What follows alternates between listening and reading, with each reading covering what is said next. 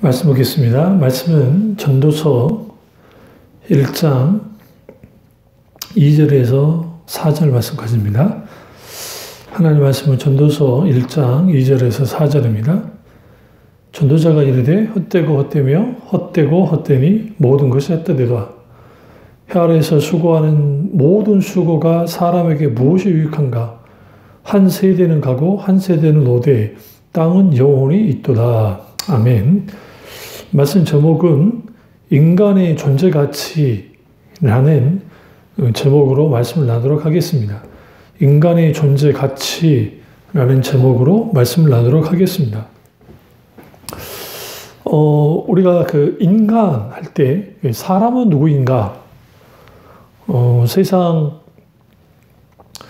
진화론은 하나의 동물에 불과하다고 생각하고요. 그리고 그 진화하는 과정 속에서 고등생물체가 됐고, 그리고 거기에서 문화와 문명을 이룬 동물 그 이상도 그 이하도 아닌 이른바 인간은 동물에 불과하다고 주장을 합니다. 물론 거기에 여러 가지 자기들의 의미를 집어넣을 줄 모르지만, 갑자기 우연으로 생긴 존재가 인간이라고 한다면 그 인간의 그 존재 가치라는 것은 아무리 기계 문명을 발전을 시키고 또 문화와 기타 예술 그런 걸 한다 할지라도 결국은 우연에서 있게 된 존재, 그리고 소위 갑자기 나타난 존재, 그 이상도 그 이하도 아닌 그런 존재가 되긴 뭡니다.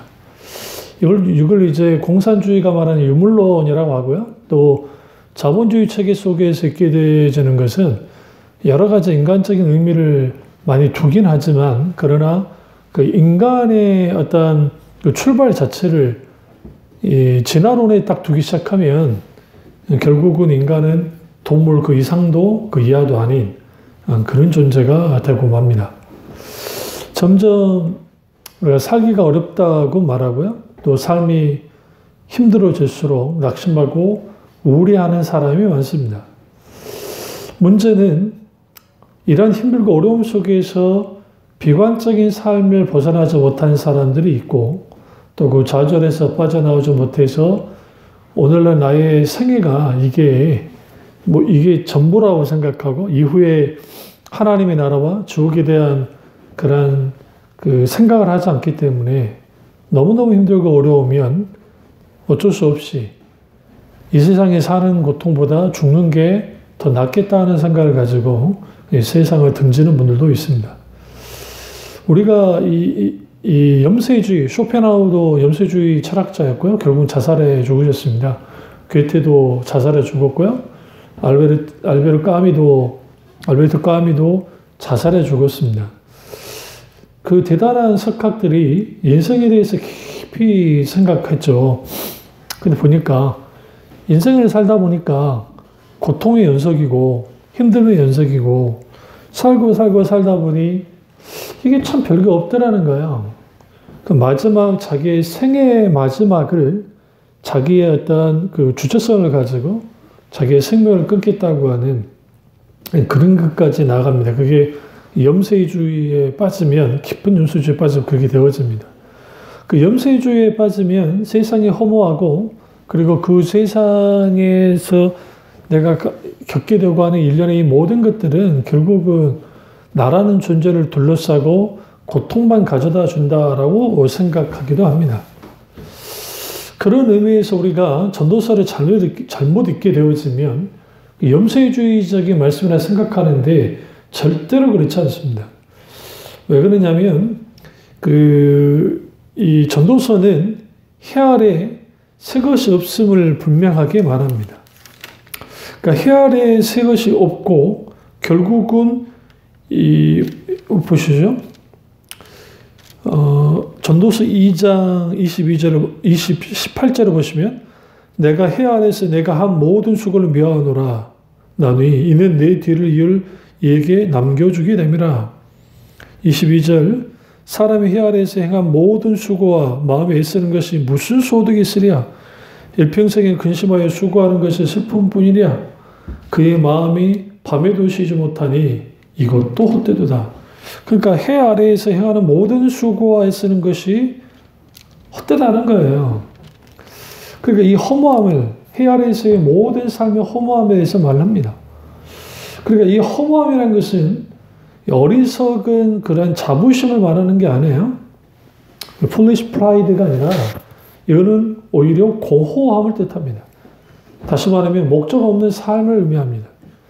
그래서 전도서에서 가장 중요하게 쓰여지는 단어가 있는데 그게 우리 생각에는 그 heaven이라고 하는 헛되고 때도 안 하는 게 제일 많이 기록되어 있을 거라 생각하는데 사실 그게 아니고 그 지혜 혹은 지혜로움이라는 단어가 거의 50번 가까이 쓰여 있고요. 그 두 번째가 37번 정도로 그 헛되다라고 하는 heaven이라고 하는 히브리어 단어가 쓰여 있습니다.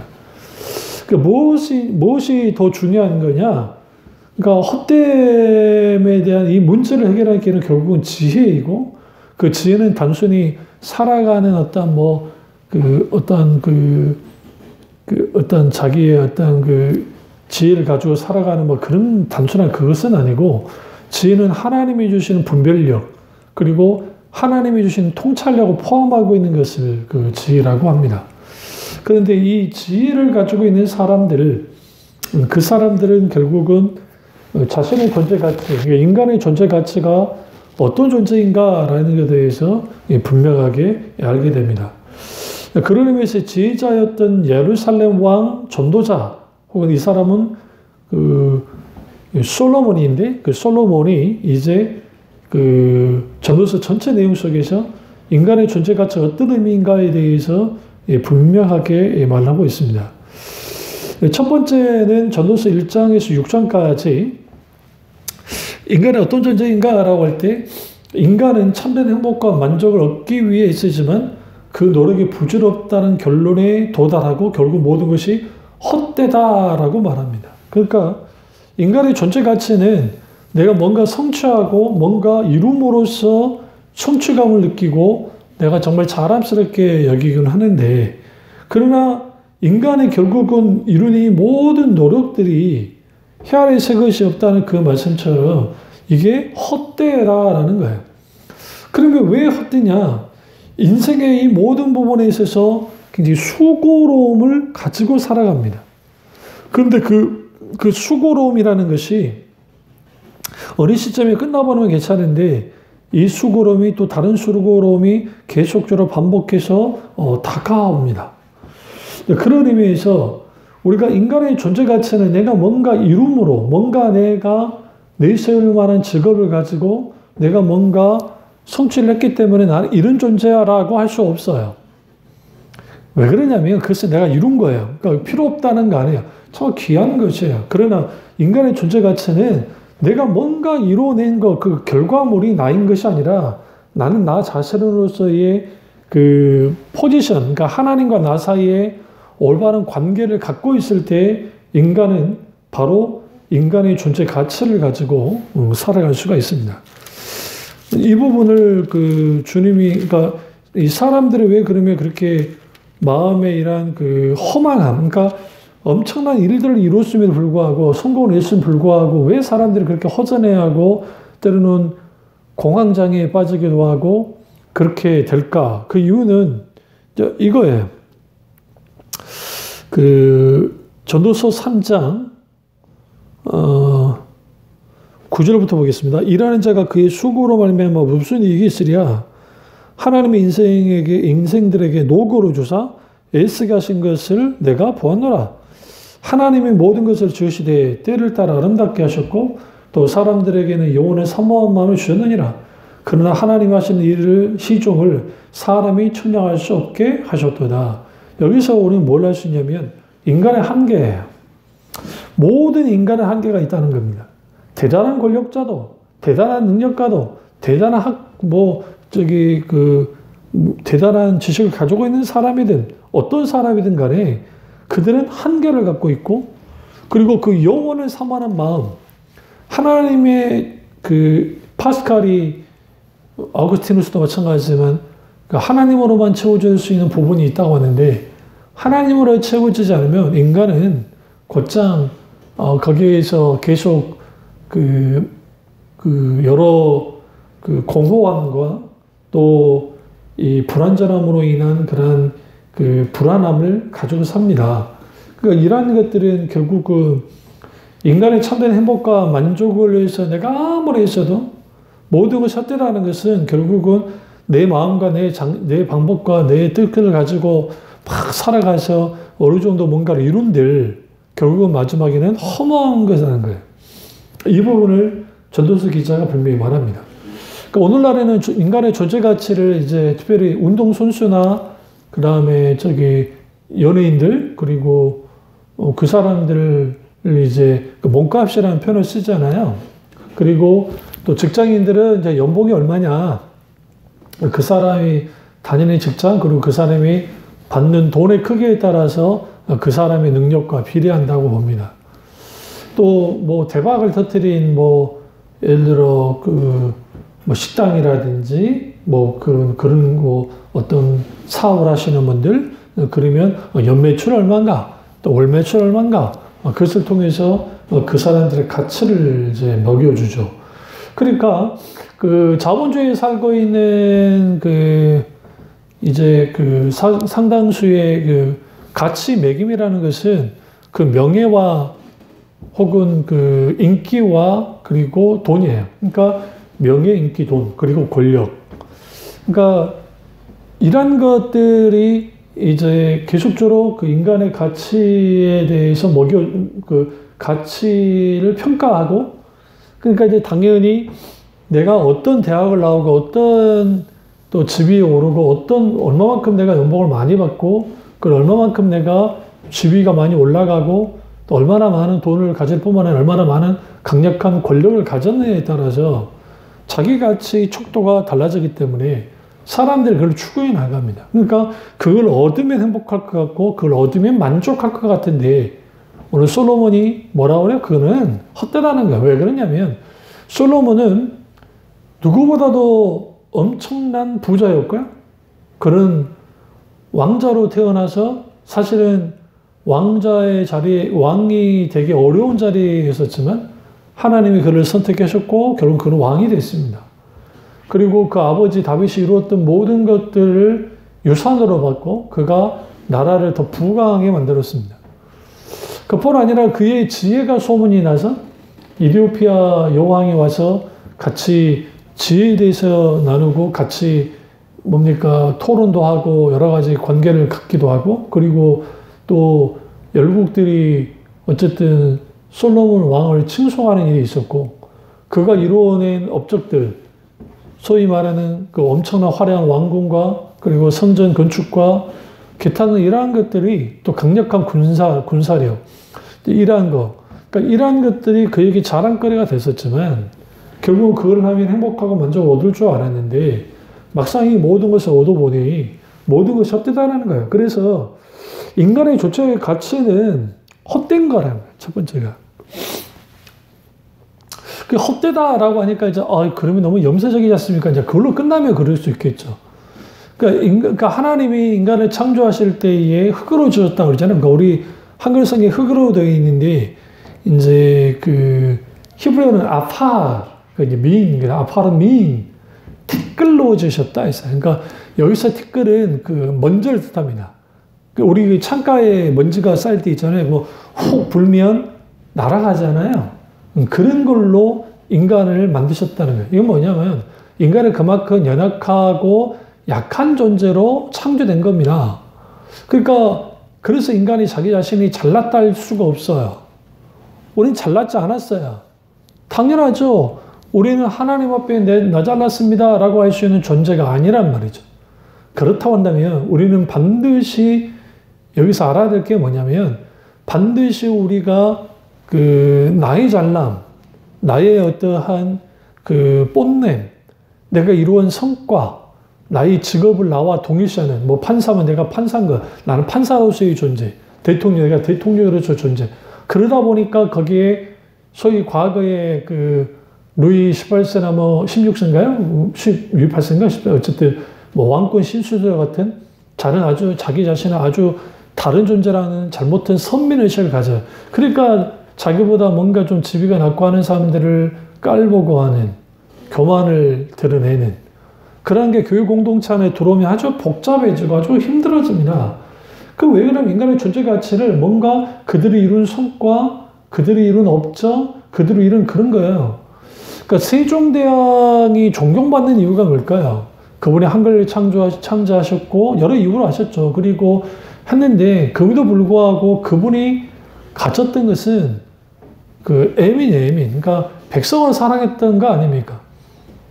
누구보다도 백성을 사랑했던 분이고, 그리고 그분이 어쨌든 노비들의 삶까지도 정말 그 힘들고 어려운 삶까지도 그게 들여다보는 그런 마음들 아니겠어요? 물론 그 외에도 수많은 업적이 있지만, 그러나 저는 가장 뛰어난 업적이 애민이라고 생각합니다. 마찬가지로 오늘날 우리가 가지고 있는 유형의 가치와 무형의 가치 속에서 눈에 보이는 가치를 추구하며 사는 사람들이 많습니다. 그리고 그것을 이루면 될 거라고 생각해요. 그러나 정작 이루고 난 다음에 벌어지는 수많은 추태들, 그 교만함 속에 있는 그러한 것들이 결국은 사상 누각처럼 한꺼번에 다 무너지게 만드는 그러한 일들이 벌어집니다. 전도서 7장 1절에서 11장 8절에서는 헛된 것에 대한 조언을 합니다. 그러니까 인간의 존재 가치는 헛된데, 그 헛된 것에 대한 어떻게 그러니까 이 악한 세상에 대하여 처신할 것인가에 대한 가르침이 있습니다. 인간의 존재 가치가 어떻게 결정이 되어지냐면, 악한 세상에 내가 휩쓸려 다니는가, 아니면 그것에 대하여 분명하게 해결하는가. 그래서 인간의 존재 가치는 지혜에 의해 결정돼요. 그러니까 그 지혜 있는 자가 진정한 존재 가치를 가지고 살아갑니다. 그럼 이 지혜는 어떤 것이냐라는 거예요. 우리 잠언서를 가보시죠. 잠언서 1장 7절 보시면, 여호와를 경외하는 것이 지식의 근본이거늘 미련한 자는 지혜와 훈계를 멸시하느니라. 여호와를 경외하는 것이 지식의 근본이다. 그러니까 여기서 지식이지만 이제 잠언서에서는 지식을 또 가보시죠. 9장, 잠언서 9장 10절 보시면, 여호와를 경외하는 것이 지혜의 근본이요 거룩하신 자를 아는 것이 명철이니라. 그러면 여기서 지혜, 여호와를 경외하는 거, 경외한다는 것은 두려워하는 거야, 하나님을. 근데 그냥 공포로서의 두려움이 아니라 하나님 그분의 크고 아름다움에 대하여 경탄하는 두려움, 그리고 그 속에 사랑함을 포함합니다. 그 사랑하면서 경탄하는 그러한 두려움 있는 것이 지식의 근본, 지혜의 근본이라는 거야. 그러니까 인간의 존재 가치는 내가 하나님을 믿느냐 믿지 않느냐, 내가 하나님을 경외하느냐 경외하지 않느냐에 따라서 존재 가치가 결정돼요. 그런데 그 하나님을 경외할 때 그리고 있게 되는 게 뭐냐면 거기에서 지혜가 있게 되는 거예요. 지혜가. 그러니까 지혜가 부어지는 것이죠. 그러면 그 지혜가 어떤 지혜냐? 그 하나님이 그 사람에게 주시는 지혜. 근데 이 지혜는 하나님을 알고 사랑하는, 그리고 하나님의 뜻을 분별하고 세상에 대한 통찰력을 가지고 한 걸음 한 걸음 주님의 뜻 가운데 살아가는 모든 것들을 뜻합니다. 거기에서 인간의 존재 가치가 발휘되는 거예요. 그러니까 인간의 존재 가치는 내가 어떤 왕과의 피해에서 내가 거기에 흘러서 내가 이제 그 지위를 얻는, 지금도 왕족들이 있으니까요. 그럼 사람들이 왕족이니까 참 가치 있다 하죠. 근데 그 입헌 군주제 나라 중에 그래도 가장 좀 존경받고 그래도 인정받는 데가 영국 왕실이잖아요. 그런데 그에도 불구하고 뭐 성추행, 뭐 스캔들, 뭐 기타 등 해서 구설수에 오르고 여러 가지 하니까 또 그 사람들이 그 명예가 땅이 떨어지지 않습니까? 아무리 왕족이라 할지라도 그들의 삶, 그 지혜 없는 삶들, 그러니까 컨트롤하지 못하는, 절제하지 않고 무절제하게 살아가는 사람들 속에 그게 왕족이랄지라도 거기서 문제가 되는 것처럼 또 지탄의 대상이 되는 것처럼 우리가 그 인간의 존재 가치는 하나님 그분과의 관계 속에서 되어지는데 결국은 인간의 존재 가치는 헛되다는 거. 그럼 뭐 어디에서 헛되냐? 하나님을 떠난 인생은 헛되다는 거. 그것을 깨달게 하는 게 지혜예요. 근데 그는 하나님을 경외한 자들 속에서 알게 되고 나타난다는 거죠. 근데 미련한 자는 지혜와 훈계를 멸시한. 그러니까 여기서 미련하다는 것은 결국은 하나님을 믿지 않는, 하나님을 거부하는 일련의 모든 사람들. 그들은 뭐예요? 당연히 하나님 그분을 거부하니까, 그분을 싫어하니까 당연히 그들은 지혜와 훈계를 멸시합니다. 그런데 그 전도서 기자가 자문서 기자나 전도 기자나 뭐 솔로몬이가 똑같으니까요. 그런데 그 전도서는 이제 그 솔로몬이 노년에 기록한 거고, 잠언은 이제 아마 좀 중년 이후에 기록된 걸로 봅니다. 근데 그 잠언서 9장 10절에 좀 전에 읽었듯이 여호와를 경외하시 지혜의 근본이요 거룩한 자를 아는 것이 명철이니라. 여기서 명철이 굉장히 중요해요. 그러니까 이 명철은 뭐냐면 결국은 그 하나님 그분을 아는 것, 하나님 그분을 깊이 사랑하고 아는 것. 여기서 안다는 것은 지식으로, 단순히 지식으로 아는 것이 아니라 경험을 통해서 아는 거예요. 그 명철은 분별력과 통찰력을 갖게 하니까 단순히 머리 좋다는 의미만은 아니에요. 그러니까 그 속에서 하나님에 대해서는 온전히 분별하고 살아가는 거예요. 그래서 그 잠언서의 강조가 뭐냐면 어리석은 자들을 향해서, 미련한 자들을 향해서 지혜를 찾아라는 거예요. 오늘날 지혜 있는 자들이 참된 인생의 가치를 알고 살아갑니다. 근데 지혜 없는 사람들은 이 세상의 것들이 전부인 줄 알고 살아가요. 그걸 다 이루었어요. 막상 이루어보니까 별거 아니더라는 거예요. 예. 아니, 물론 세상적인 눈으로 봤을 때 별거 아닌 게 아니라 정말 대단한 일이긴 한데 막상 그러한 모든 것들이 하나님 앞에 딱 서보니까 별게 아니더라는 것이죠. 그러니까 온갖 유혹과 괴로움에서 벗어날 수 있는 강력한 해독제는 뭐냐? 하나님이 주시는 은혜예요. 그것을 얻어야 돼. 그래야 인간의 진정한 존재 가치를 가지고 살아가요. 그래서 우리는 지혜인 자가 돼야 돼요. 그 잠언에서 계속 지혜에 대해서 말하잖아요. 지혜를 가져라, 지혜를 가져라, 지혜를 가져라, 지혜를 가져라 그러잖아요. 그 지혜가 우리 가운데 있게 되어질 때 그 지혜를 통해서 우리는 뭐 하게 되느냐면 하나님 그분의 의중과 뜻을 알고 정말 하나님이 기쁘시는 삶을 살아요. 그때 그 속에서 내가 인생을 살아갈 수 있는 힘은 무언가? 그것은 곧 하나님의 은혜이고 그 하나님의 은혜의 베푸심 속에서 살아갈 때에 내 힘과 내 능력으로는 이 부분을 정말 세상을 잘 살아나갈 수 없지만 그러나 그렇게 한 걸음 한 걸음 주님 인도를 따라서 살아가게 될 때 거기에서 우리는 알게 됩니다. 뭘 알게 되냐면 거기로부터 이제는 그 하나님 그분을 의뢰하는 자들 속에 그 경외하는 자들 속에 그 견고한 의뢰함이 있고 그리고 하나님 그분이 피난처가 되시고 인생에 버겁고 힘들고 어렵고 하는 인생 세상에는 결국은 마지막 다 인생은 허무하다고 끝을 맺는데 근데 그 허무한 인생이 아니라 그건 하나님 안에서 그분이 나의 피난처 되시고 그 피난처 되신 하나님이 내 인생을 책임져 주실 뿐만 아니라 그 책임져 주신 하나님이 영원한 생명의 길로 하나님의 나라로 인도해 주십니다.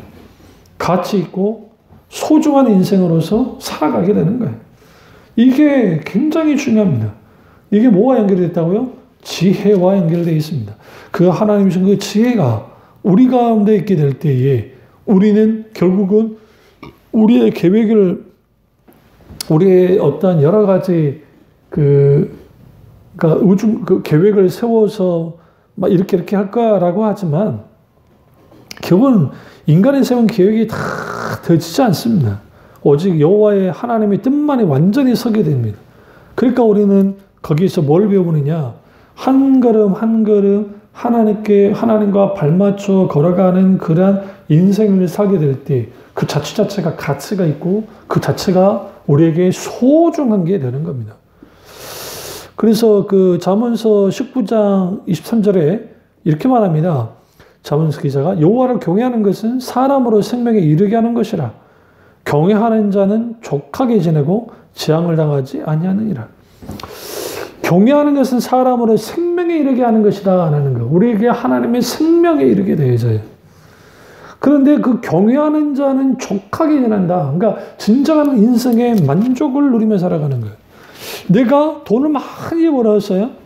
근데 그 돈 많이 벌었으니까 그런 만족하며 살 것 같지만 더 많은 돈을 갖고 싶어하고 벌고 싶어요. 내가 어느 정도 이 정도 사회적 지위를 가졌어요. 그런데 그걸로는 성이 차지 않아서 더 큰 권력을 갖고 싶어하고 막 합니다. 그러니까 자기 자신이 살 자리가 아닌 곳에 섰다가 망신당하고 도중에 하찮은 뭐 장관들 뭐 청문회 때도 그렇고 여러 가지 비리가 드러나서 그러기도 하고 기타 등등 뭐 국회의원이든 누구도 뭐 그런 것들 있잖아요. 대통령 선거 나와서 뭐 하는 분도 마찬가지고 그런 것들이 결국은 그 탐심과 욕심에 이끌려가는 겁니다. 왜 그럴까요? 통제되지 않는 인생을 사는 것, 절제하지 않는 인생을 사는 것, 왜 그럴까요? 지혜가 없어서 그래요. 하나님이 주신 그 지혜를 가지고 살아갈 때 우리는 절제하며 살아갑니다. 그 절제가 우리로 걸러 넘어지지 않도록 만들고 그 절제가 우리로 만족하는, 자족하는, 감사하는 그러한 인생으로 살아갈 수 있도록 만들어주는 겁니다. 그리고 이때 인간의 존재 가치에 대해 그 전도서 11장 9절부터 12장 14절에 이렇게 말합니다. 그 인간의 존재 가치는 그 하나님 그분의 길을 따라가는 거라는 거예요. 그러니까 하나님께 순종하는 것임을 분명하게 말을 하고 있습니다. 결국은 하나님께 순종하는 그 길을 따라가는 것, 그 순종하는 자에게 열매가 있기 때문에 그렇습니다. 전도서는 절대로 운명론이나 염세주의에 대해서 말하는 게 아닙니다. 결국은 전도서 기자가 말하고 싶은 것은 뭐냐면 하나님 없는 쾌락, 하나님 없는 인간의 수고, 하나님 없는 그 성공, 하나님 없는 소위 말하는 그 어떤 그 부요함, 하나님 없는 인생살이, 이 모든 것들이 헛되다는 거예요. 하나님 없이 얻게 되는 명예, 하나님 얻게 되는 부함도 다 허무함을 우리에게 분명하게 말하고 있어요. 왜 사람의 인생이 허무한가? 하나님이 없기 때문이다 라고 분명히 말합니다.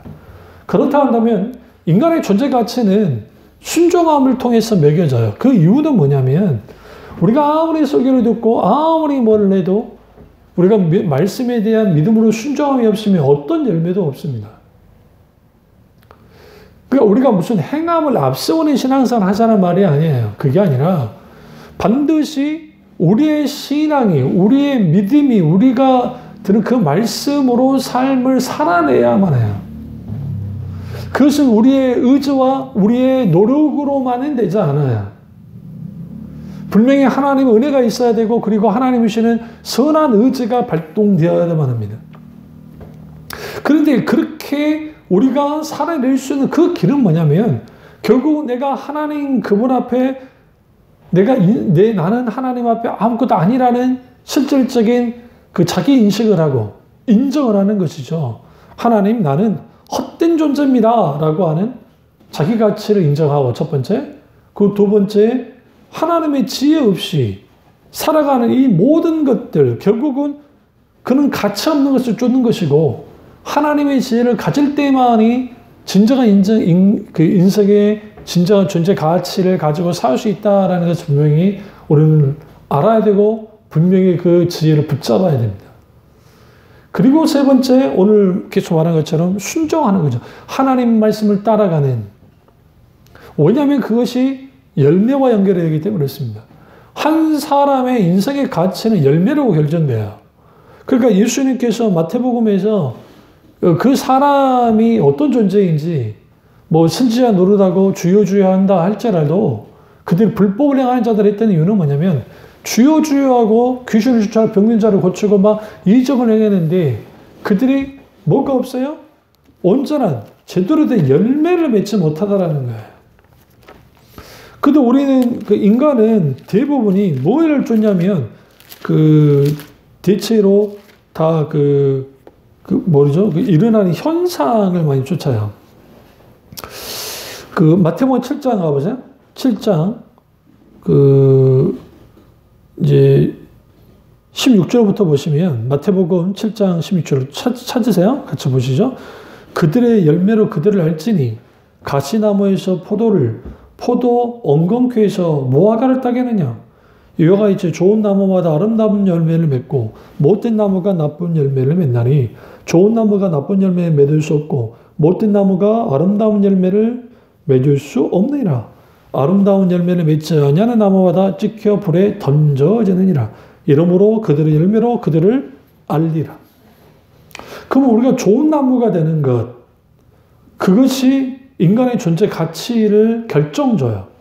그러면 순종은 무엇에 대한 순종입니까? 하나님의 약속에 대한 신뢰와 확신, 그리고 의탁함을 전제로 하는 거죠. 그러니까 하나님 말씀에 대한 신뢰와 확신과 의탁함, 그리고 그것이 우리가 순종으로 나아가게 될 때 거기에 뭐가 있게 되느냐? 거기에 열매가 맺어지게 되는 거예요. 그 열매의 가치가 나의 가치인 거예요. 단순히 이걸 갖다가 성과만을 보면 안 돼요. 왜 그러냐면 어떤 성과를 이뤘고 대단한 결과물을 내긴 했는데 모든 영광은 자기가 가져가 버리는 거야. 일례로 그거죠. 어떤 개척을 해가지고 정말 신화적인 교회를 크게 했단 말이죠. 근데 말은 하나님께서 이렇게 하셨다고 하지만 목사님의 뛰어난 영도력과 헌신과 그런 노력을 통해서 됐습니다 하면서 하나님의 영광을 탈취하는 경우를 저는 너무나 많이 봤습니다. 한국 교회에서. 본인 스스로는 아니라고 하는지 모르지만 주일수 높여주고 하니까 자기도 모르게 그렇게 되는 거예요. 그러니까 하나님의 영광을 훔쳐버리죠.